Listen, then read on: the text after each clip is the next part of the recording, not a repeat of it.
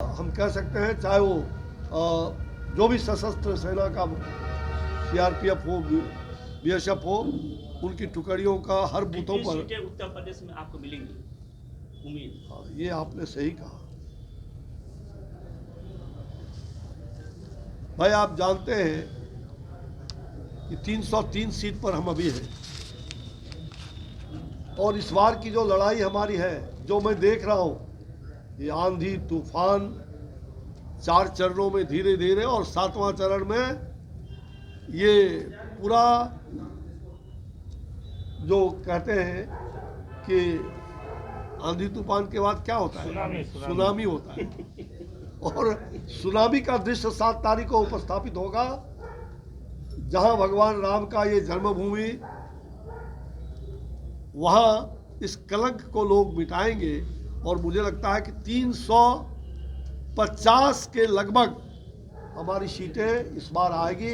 ये जिस प्रकार के लोगों का, जिस प्रकार से ये आप देख रहे हैं कि परिवार में भी आग लग गई है, ये परिवारवाद को जलाने के लिए परिवार के लोग खड़े हो गए। ये शुभ संकेत है और इसलिए ये कहीं चक्का साइकिल का भ्रष्ट है, वो पूरी तरह से चक्का पंक्चर हो गया है और कहीं भी दिखाई नहीं पड़ रहा है।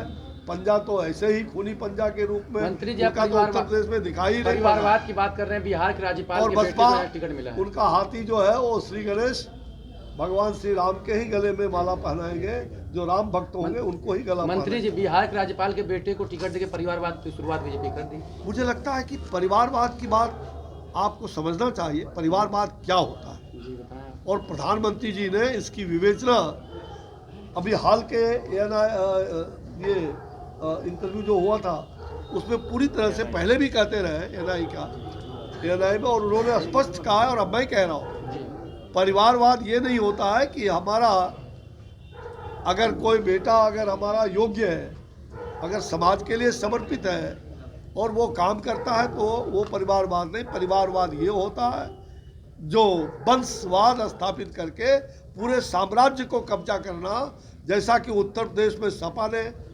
जैसा कि पूरे भारत पर कांग्रेस ने, ये इन लोगों ने जो कब्जा करने की नीयत से, इसको परिवारवाद और वंशवाद कहते हैं। लेकिन कोई मतलब राजनीतिक कार्यकर्ता का लड़का भाई, कोई राजनीतिक सिपाही है, काम करता है, राजनीति सोच है, तो ऐसे लोगों को परिवारवाद नहीं कहा जा सकता। बीजेपी ऐसे उम्मीदवार को टिकट दी है कि जो टिकट चुनाव लड़ने आते हैं उनको यहाँ के एसपी का नाम तक नहीं पता है, ऐसे व्यक्ति को टिकट दे दिया गया। इतने जनपद से अनभिज्ञ हैं, जनता के बीच में नहीं हैं।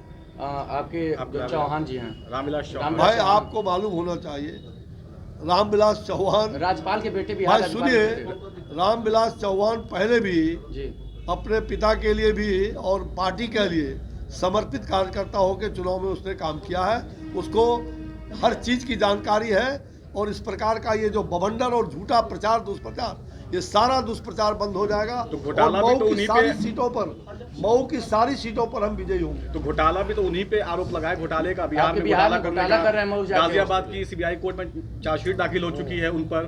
किन पर दाखिल हुआ? रामविलास चौहान पे। कौन चीज का?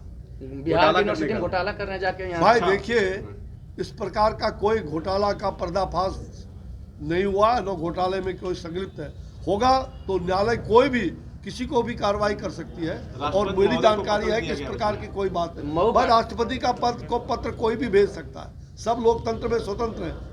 लेकिन इस प्रकार का किसी प्रकार का पार्टी ने सब कुछ सोच समझ करके किया है और पार्टी किसी भी गलत छवि को टिकट नहीं देती है, ये पार्टी का तय है। एक लास्ट क्वेश्चन, आप आते ही राम की बात किए कि मऊ राम की धरती है, लेकिन राम की धरती पर बीजेपी ने राम के लिए एक भी नहीं काम किया। जो उनके आप नदी देखेंगे तो दुर्दशा में है, वो आज नाला बन गई है। बनदेवी धाम जो माता सीता का आस्था केंद्र बना जाता है, वहाँ एक ईंट भी बीजेपी द्वारा नहीं रखा गया। कहाँ पर?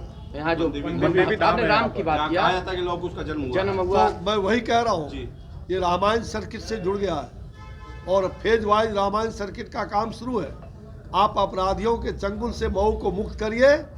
मैं आपको विश्वास के साथ कहता हूँ कि मऊ भव्य दिव्य बनेगा, जैसा अयोध्या और वाराणसी बना है, उससे कहीं कम नहीं, हर क्षेत्र में मऊ आगे बढ़ेगा, मैं आपको विश्वास के साथ कहता हूँ। और आप जानते हैं कि 15 करोड़ लोगों को हमने उत्तर प्रदेश में, हमारा विभाग है, हम जान रहे हैं, देश भर में प्रधानमंत्री जी ने जहां 80 करोड़ लोगों को राशन पहुंचाने का काम, मुफ्त राशन, वहीं 15 करोड़